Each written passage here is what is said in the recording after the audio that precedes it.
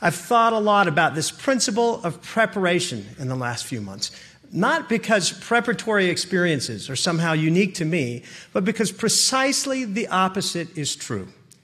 In the kingdom of God, it seems to me that preparatory experiences are an essential part of the Lord's plan for each one of us. Here's what now President Henry B. Eyring said about how the Lord prepares each of us for opportunities in life.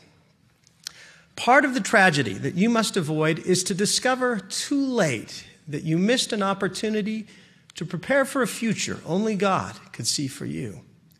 Your life is carefully watched over, as was mine.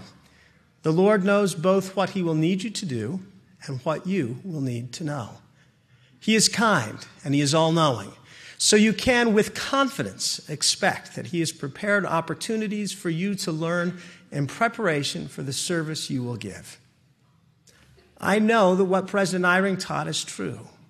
Our Heavenly Father knows each of us intimately, and he has a work for each of us to do. I was struck recently by the simplicity and power of this statement in the revised edition of the Gospel Principles Manual. Quote, "Our Father in heaven knows who we are and what we did before we came here.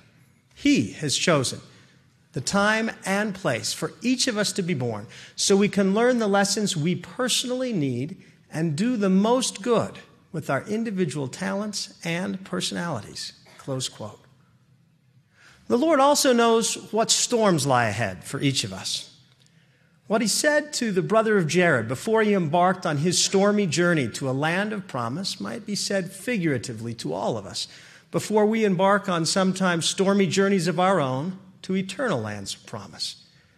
"And behold, I prepare you against these things. For ye cannot cross this great deep, save I shall prepare you against the waves of the sea and the winds which have gone forth and the floods which shall come."